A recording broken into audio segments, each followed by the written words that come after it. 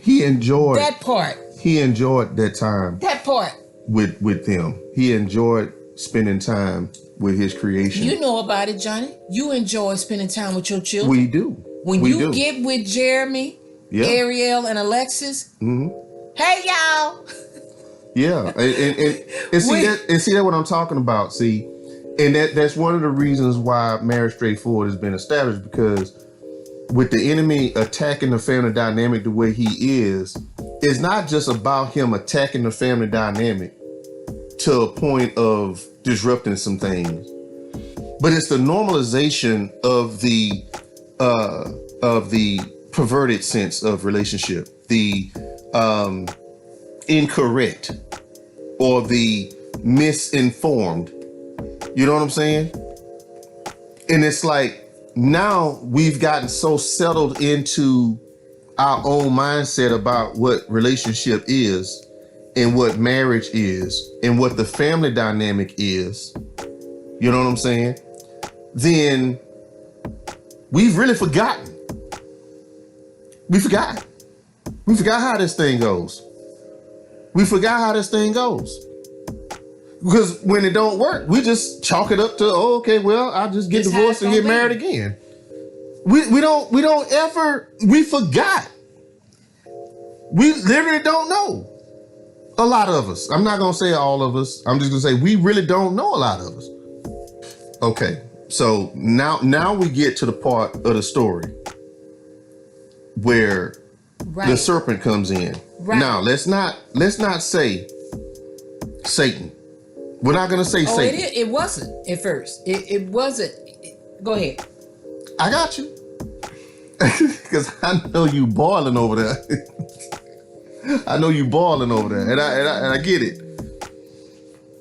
Because as you begin to grow and as you begin to really go back to God and allow him to reform the way you've thought about things, then he also begins to revisit all of the stuff that you were taught or believed in or that you may have learned over the course of your life.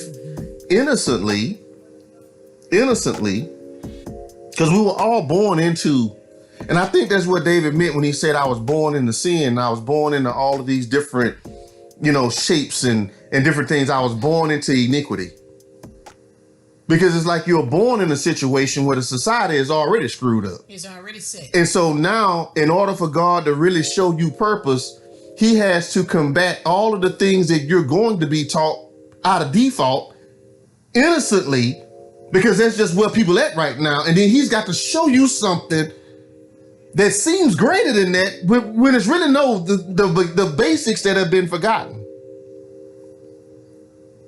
And so as you grow, God begins to revisit all of that, and he begins to talk to you and say, oh, this wasn't really what it was. And for some of us, that's the most painful thing. Because for some of us have built churches, ministries, companies. We've claimed a purpose in a ministry based off stuff and realized the stuff we was taught wasn't even it. We've done a lot of good things in vain because they weren't really done out of the right agenda that God was trying to establish. There's a lot of people out there doing some great things, man. Y'all donating to charities and stuff and doing all this stuff and whatnot. Yeah, volunteering and protesting in the streets and going into politics and all kinds of stuff, and come to find out that ain't even your purpose. But because you was brought up in something, you were born to a political family, born to a military family, born to a family where everybody was cops, police, born into a family where everybody was preachers, born into a family where everybody was in the tech or everybody was in the entertainment or music. You was born into it. And so therefore you just felt like, well, God must mean for me to be this or that. Not necessarily. But let's get back on the thing. So as the story goes, the serpent comes. And the serpent begins to talk to Eve. Right. Now, this is a very debatable situation, and I'm not here to debate. Right. I'm here to state the facts. Absolutely. Really. Because I think right now that's one of the problems that we have. Is I don't believe, and I'm just going to put it to you like this, guys. I don't believe God wasn't aware of what Lucifer was planning. Oh. I don't believe that God just sat there and let him go and just think whatever he wanted to think without at least reaching out, trying. I'm pretty sure, because I know as a father that if my kids is out there doing something crazy and I know I can't get to them, maybe I had a sister talk to him. Maybe he said, Gabriel, why don't you go and you talk to Lucifer, man? I think he's like not understanding some things. Can you just kind of go talk to him? You see what I'm saying? I just don't believe it. I just don't believe that he just suddenly got up one morning, went at God the wrong way, and got smacked down. No, the reason why he got smacked down the way he got smacked down is the same way you and I as parents would smack down one of our kids if they came at us. Because we know we've given them a chance. You ever seen how a child can come and they can throw something in your face and you feel so guilty about it that you can't even spank them? Yeah, I said spank. I did. Whatever word you want to use. Whatever word you want to use. Spank, whoop. Get a strap. Yeah. Switch. Rope. Okay, babe. Watch the rope, though. I don't know about the rope. We might have to draw a line at the rope, though, because people might get the wrong impression about that, man. We get shut down. All us and all our 4 subscribers. Stick. We'll get. No, this is not about, doing that. The reason why a lot of times parents are afraid to discipline their children is because their children got leverage on them. They got leverage. They know your mistakes.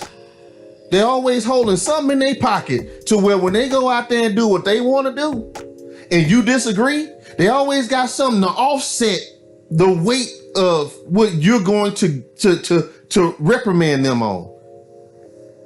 They're going to offset it. And then you sitting there like, well, let me talk to you. And then you sit them down when you're supposed to be pounding them in the chest.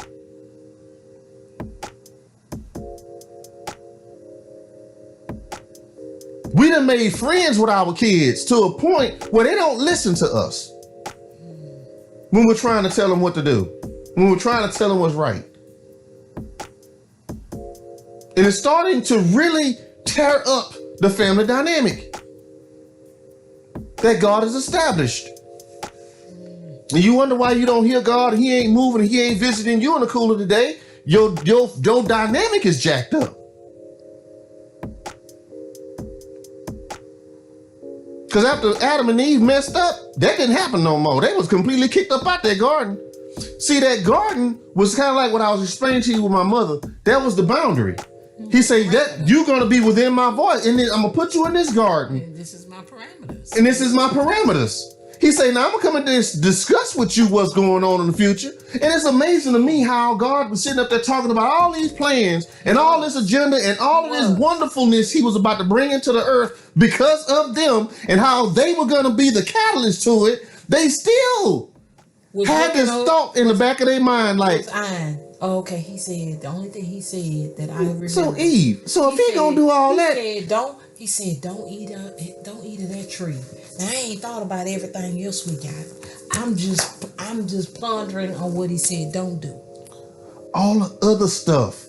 Everything came back to that. Well, if we're supposed to do that, then how are we supposed to do that with this tree here? You know what I'm saying? Should we cut it down? I'm pretty sure they was wondering, should we just cut it down? Then we don't have to worry about it no more. We just cut it down.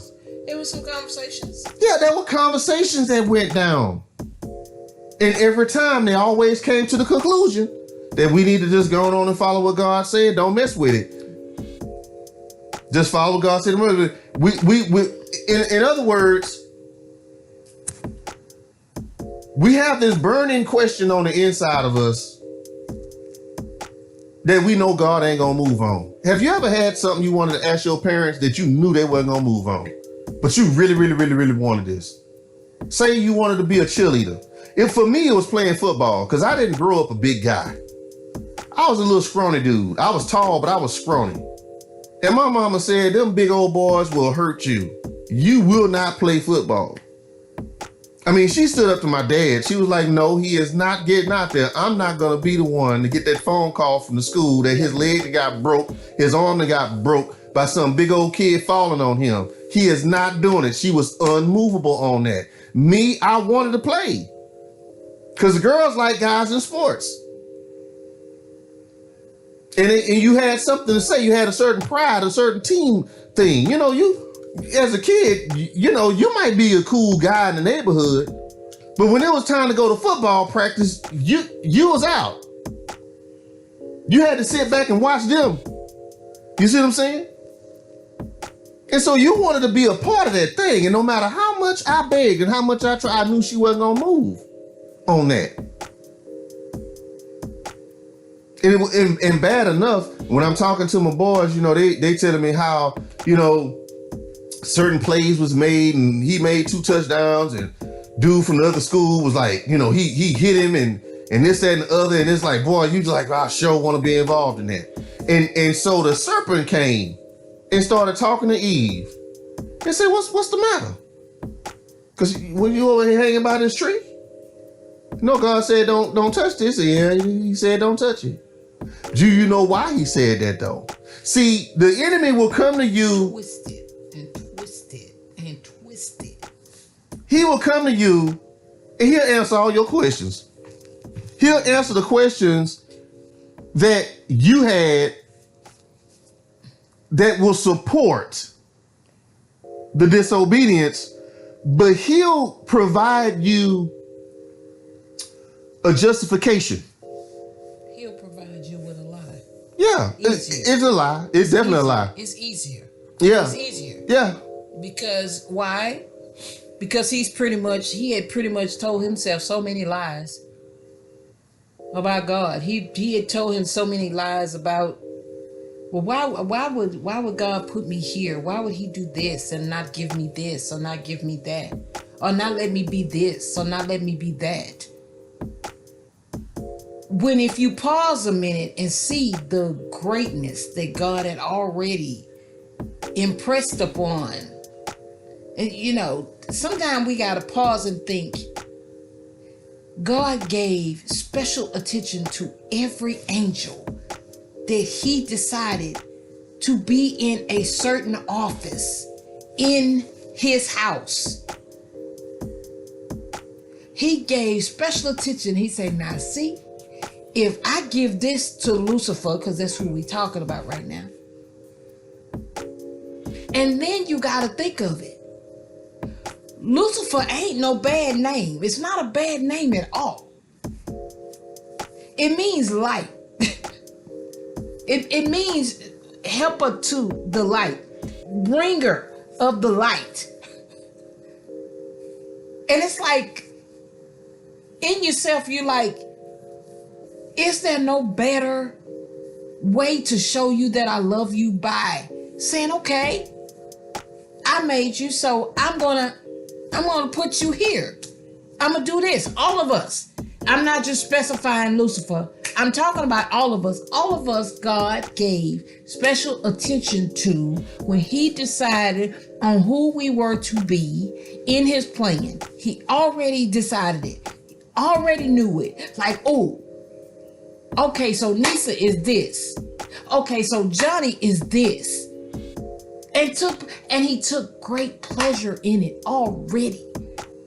He did not waver and say, you think they'll do good in that? You think they'll be good in that? No. So I think the whole agenda of Lucifer to Adam and Eve, because Adam was listening in too. Don't play with yourself. Adam was listening too. He heard him have a conversation with his woman. That's another place, another time, conversation. Men, we know we don't too much care Right. for another man. To get our woman here. Don't right. do that there. You're going to have problems. Big ones. Mm-hmm. And I'm not going to fall back. Mm-hmm. I'm going to probably be front and center more so. Mm-hmm. But that's another conversation. Mm-hmm. What I'm saying is that both of them were standing there, listening to the conversation that Lucifer decided to have, and he knew. Lucifer knew. He said, "Yeah, I'm gonna play it this way. I'm gonna play it this way." Why didn't he go to Adam? Why didn't he say something to Adam? Maybe because, the woman in Adam's eye, let's not lay. Hey, she was the end all be all. She was it. Yeah. Okay, so let's take this time right now to pause and destroy some myths. Yeah. Because my wife made a statement, the woman in Adam's eye. Usually people will say the apple of my eye. Oh. But it was not confirmed in scripture that the fruit that they ate was an apple. No. But because certain people depicted it as such, right. You had these famous artists and whatnot, and they do this artwork, and they put this red fruit, and so everybody just started thinking it was an apple. Right. And so the thing is that, and so when people say the apple of my eye, it's like the ultimate in desire. You're the ultimate. Yeah. You're the most prized possession. Man, you the only that I could ever obtain. You the only one. You're the apple of my eye, which means it was the apple in Eve's eye that drew her, that caused her to turn her back on what God said in order to have it. This is just the ultimate desire. So when we start talking about these terms, we got to watch that. That's the kind of normalcy that we have. And so you run around here telling your woman, yeah, baby, you the apple of my eye. You're not quoting that right. Because if she's the apple of your eye, then that means you are denying God for her. And that's not really a cool saying. It's just like, a lot of times we have these little traditions that we pick up, especially in fashion, men dragging their pants and all this other stuff. And it's like, no, bro, there are certain things that you just don't understand. And once you mature, you will realize that those things were not what you thought they were. And then hopefully you can change it. Some people know and they just still do it for whatever reason. But anyway, back to what you're saying. So Lucifer decided that he would go to this serpent and have a conversation with the serpent. Yeah, just let me be with you. Let me be in you. So that is interesting. Let me just hold your body for a minute, because I got something I got to do right quick. Right. So this is the thing. And let's, because when we talk about Bible, we talk about scripture. If you're a believer, you believe this stuff really happened. You're not talking philosophically. You're not talking metaphorically. You're not talking in some mystical type situation. This stuff happened. That means there was an actual man and an actual woman that was created by God, put in a garden, and that particular garden, in this garden, some things happened that changed the course of the world. Okay. When we talk about the serpent at the time was a reptilian creature that used to walk upright like a man. Now, what that looked like, I'm still trying to get my hand around, because they don't really describe it as much. However, because Adam and Eve, they named the animals, they talked to them. The animals understood them. See, we have to understand what is actually going on here. You remember that story of the lion, where the dude grew up with this lion cub, and then like 20 something years later, he goes back to that same, they released it out in the wild. He goes back out there and the lion recognizes him and comes out and hugs on him and licks on him and all this other stuff like that. Every once in a while. You know, we see that as a phenomenon. Well, that was every day with Adam and Eve. Because they named the animals. The creation honored and adored them because God put them in charge. And so the animals respected God. And so when my wife said that the enemy convinced this serpent, let me use you for a minute. Let me hold something. The animals, even though they were created based on instinct and not necessarily on reason. Right. It was the easiest way for Lucifer to approach Eve. Yes. Was through an animal. Yes. That make perfect sense. As to the reason why he chose not to approach Adam. Exactly. Even though they were standing there together. Right. He said, well, I'm going to... Because then there's this other myth that the woman is a weaker vessel too. But we trying to get to that. Yeah, I got you. Because Lucifer could care less about Eve. At point blank period. Lucifer could care less about Eve. He was crafty. It was all about the cunning. Because this is the thing. And the cleverness. Let's go back to another story. Let's go to the story of Job. Man. Let's go to the story of Job.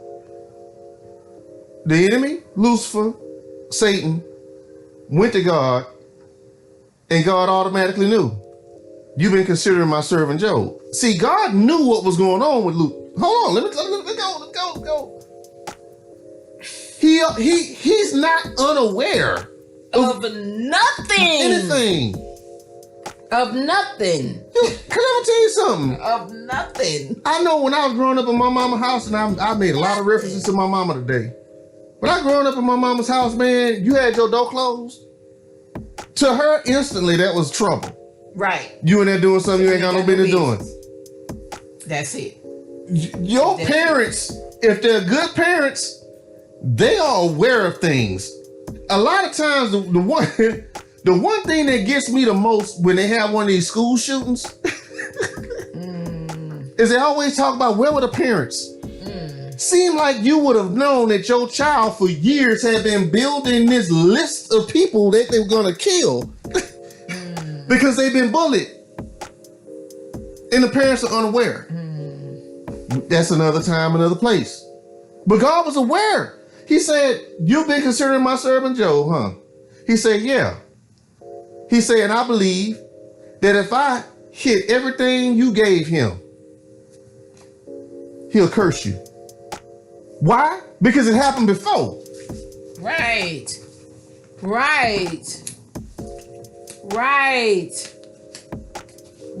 Because it happened before. Right. Eve, he didn't care about Eve. Eve ain't weak. He wanted to get at man through what he was given, what he loved. He said, I'm going to attack you through what you love. This had nothing to do with him saying, well, you know, the woman. But see, Adam made it that. Right. And that's the only reason why. Right. Because, hey, it's happened before. Right. I get Job the same way I got Adam, is what he was telling me. Right, basically. Let me prove it to you. Yeah. Let me prove you it to you. You take your hedges from around it. Let me prove it to you. Yeah, you take your hedges from around it. Yeah. I'll get it. And the first thing he went after was his family and his belongings, his wealth. The things he loved. The things he loved. Or either things that he perceived that he loved. Any person, places, or things that seems that are more valuable than life itself. Basically. You're like, ooh. Because some people are all about their cars. Some people are all about they are about their women. Some people are all about their men. They are.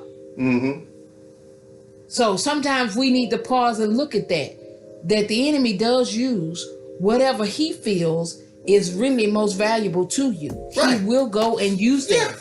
Yeah. And if you are not, listen, if you are not staying watch, you gotta watch. If you're not staying guard, he figures out ways to Exactly. to enter. Right. But see, the thing is that if you read the story of Job, he was wrong. He was wrong. There's two left shoes. Because God knew Job. Yes, he did. And God said, okay, well, cool. Go ahead. Go ahead on. Do your thing. If you want to go ahead on and underestimate what I know to be true already. Right. Go ahead. Dude, you have at it, brother. Have at it. And the crazy thing about it is Lucifer was just that dumb. Well, the enemy was just that dumb. Cause see, to me, that's just my perception, y'all. The enemy to me was just that dumb. If you didn't realize that that God knew everything, He knows every man's thoughts. Every man's thoughts. He knows all of it. He knows every man's heart. Every angel that's in heaven, He knows their heart. He knows how they move. He knows what they will and will not do. He knows if they will be obedient or be disobedient. He knows that too. So this is the thing I want everybody to know. If you don't take nothing else from this teaching, know that God knows all. And when I say all, He knows all. Before you think a thing, He already know you're going to think it. Before you do a thing, He already know that you're going to do it. Before you say a thing, He already know that you already been thinking about saying what you said. Yeah, I remember when Jeremy moved to Arlington and we were standing out there trying to get the apartment complex and see, I've known Jeremy all his life. I've been with Jeremy all his life. And the question was asked to me, wow, you seem pretty calm. Your son is moving all the way, out from where you are. And this is his first time being out on his own. And he's taking such a big step and everything. I mean, you okay? I say, yeah, I trust my son. I say, because when my son makes his mind up, it's going to happen. I say, sometimes my son can take a long time to really make up his mind that he's going to really do something. But once he make his mind up, oh, it's happening. I say, I trust him. Mm-hmm. But why is that? Because I know my son. I know my son. And God knows all His people. God knows His creation. He knows His creation in ways that allows Him to take a deep dive into your psyche. Before you can even think of it, He already knows where you're headed because He knows you like that. He made you.